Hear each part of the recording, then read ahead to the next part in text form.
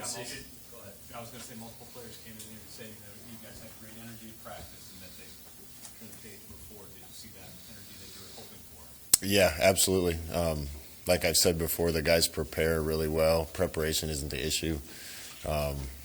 They came out and did it again.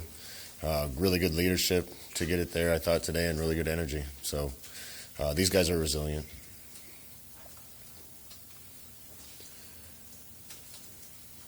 Understanding there's 3 games left, how close do you think you are to getting the most out of this team? We're getting the most out of a lot of guys. You know, when you turn the tape on and watch Luke Reimer get 19 tackles and Jojo Doman play as tough as he did, and Cam Jurgens play really well, and you know, I can go down the list.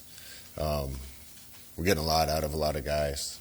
You know, there's a couple details, a couple spots I think we can continue to improve.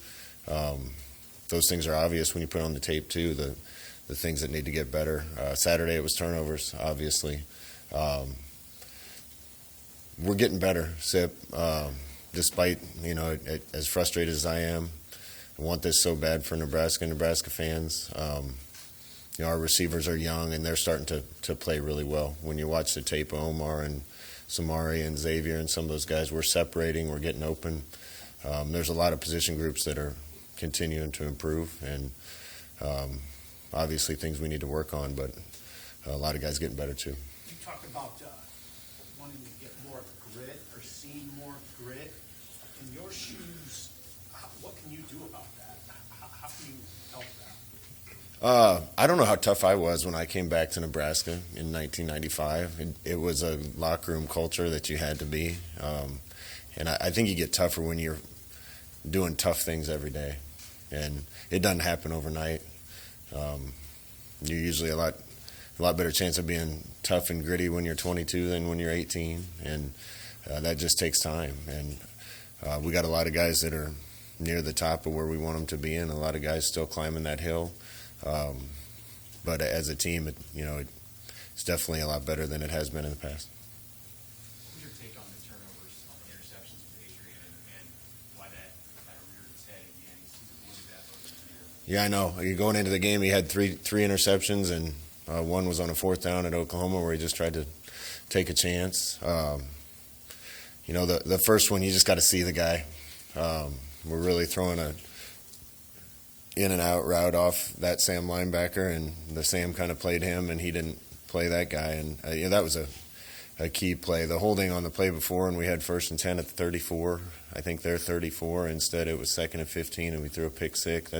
That's catastrophic. He had one that wasn't his fault and got knocked out of Austin's arms. Just plain and simple sailed one. Probably came out of his hand wrong, and he threw it too high. And I take a little bit of blame for the other one. I got after him pretty good on the sideline. I thought he could have got a 1st down on a 3rd down when he scrambled out of the pocket, and we went out of bounds a yard short, and I got after him pretty good. And maybe that led him to pressing a little too much on the next drive and trying to make something happen. I look up at the screen before the game and see him 2nd in the league in offense.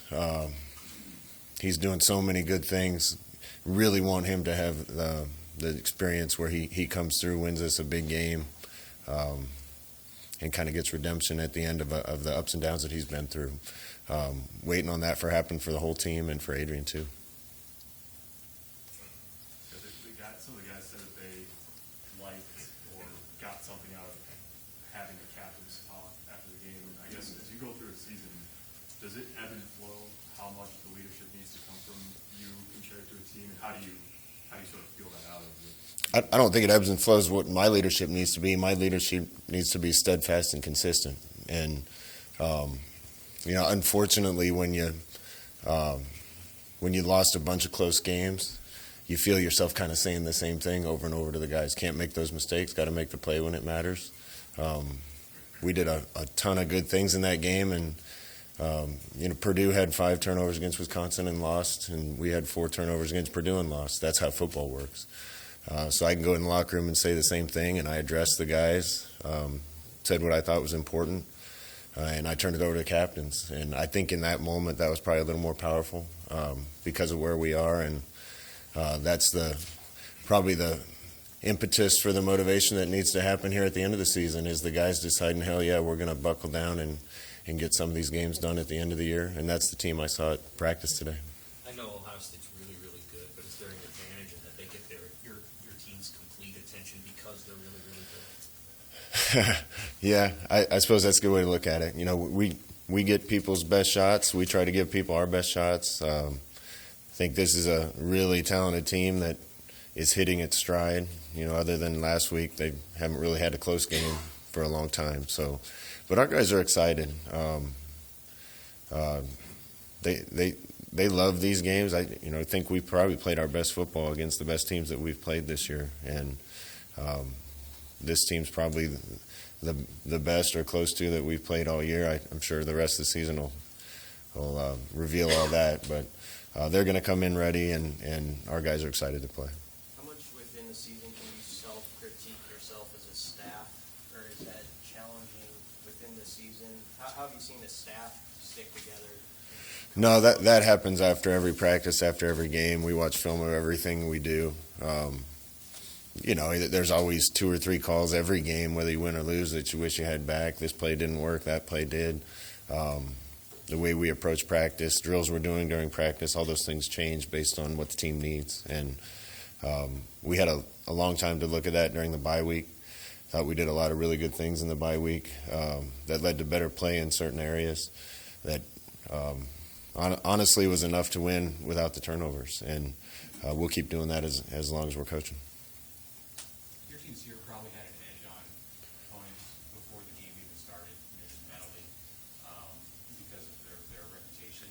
Do you see that with Ohio State at all, and how opponents approach them and just the obstacles that they have to overcome the moment they walk on the field against that team?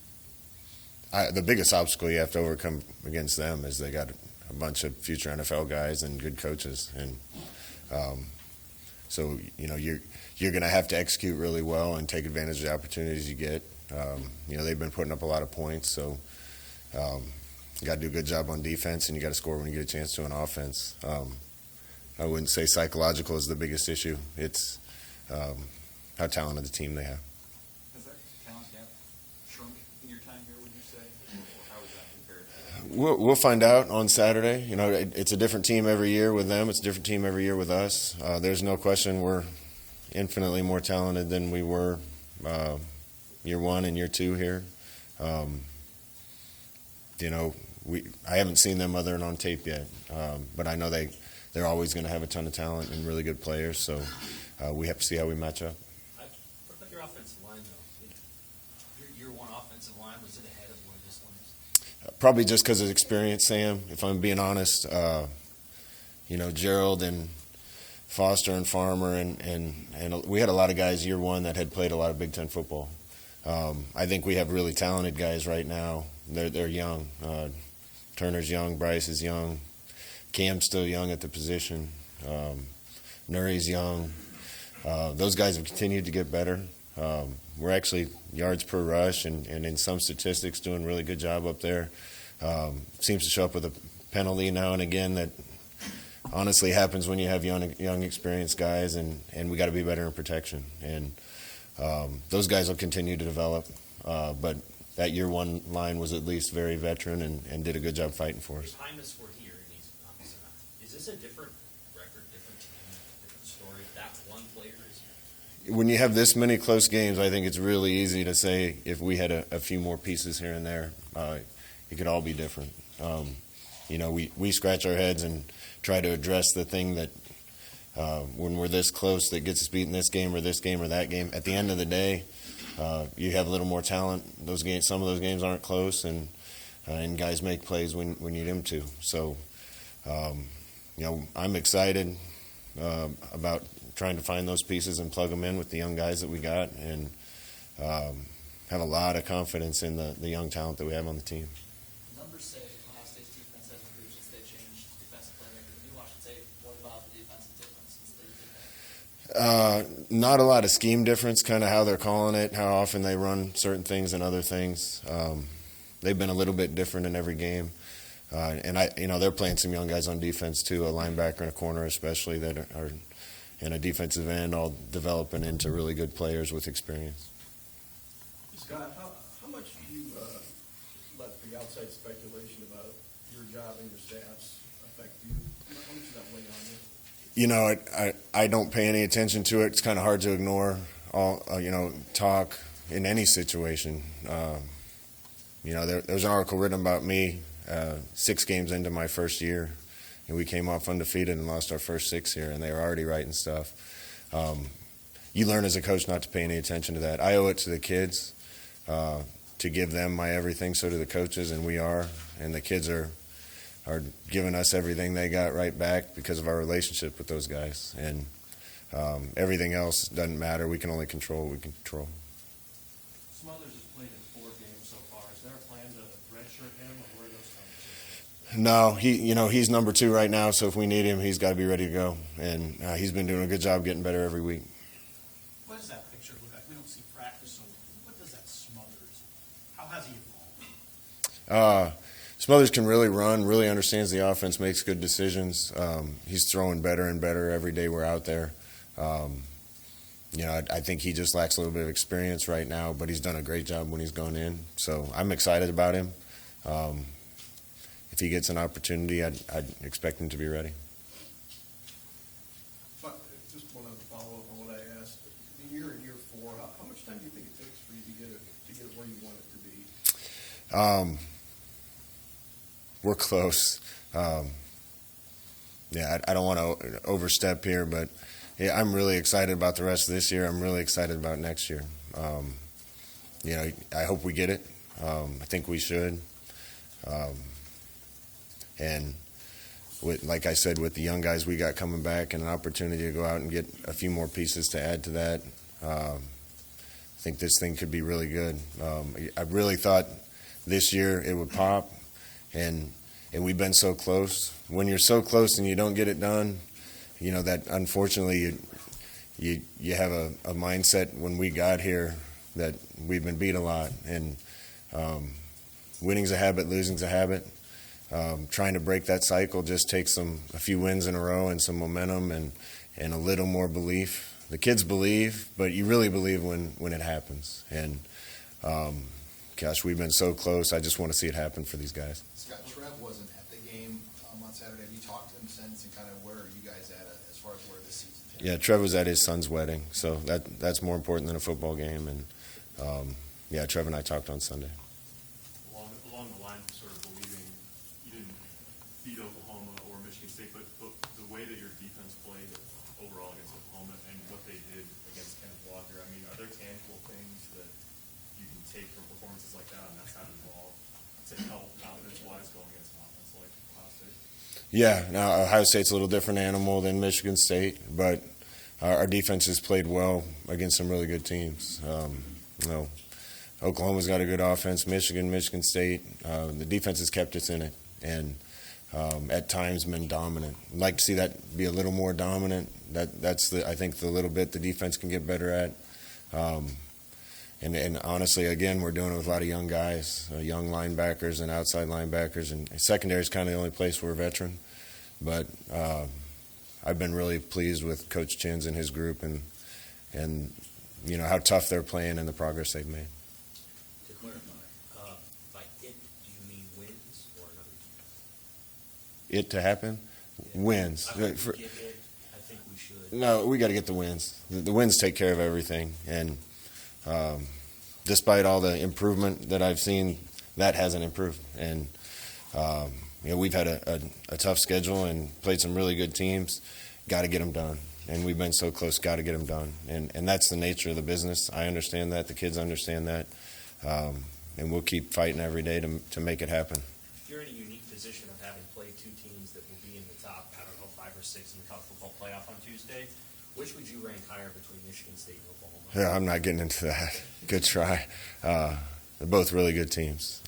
So is Michigan. So is Michigan State. Minnesota's 6-2. Purdue's got a good record. And, we played some really good teams, and I'm happy with how we fought and how tough we've played. got to stop making mistakes that get us beat and make a play when it matters.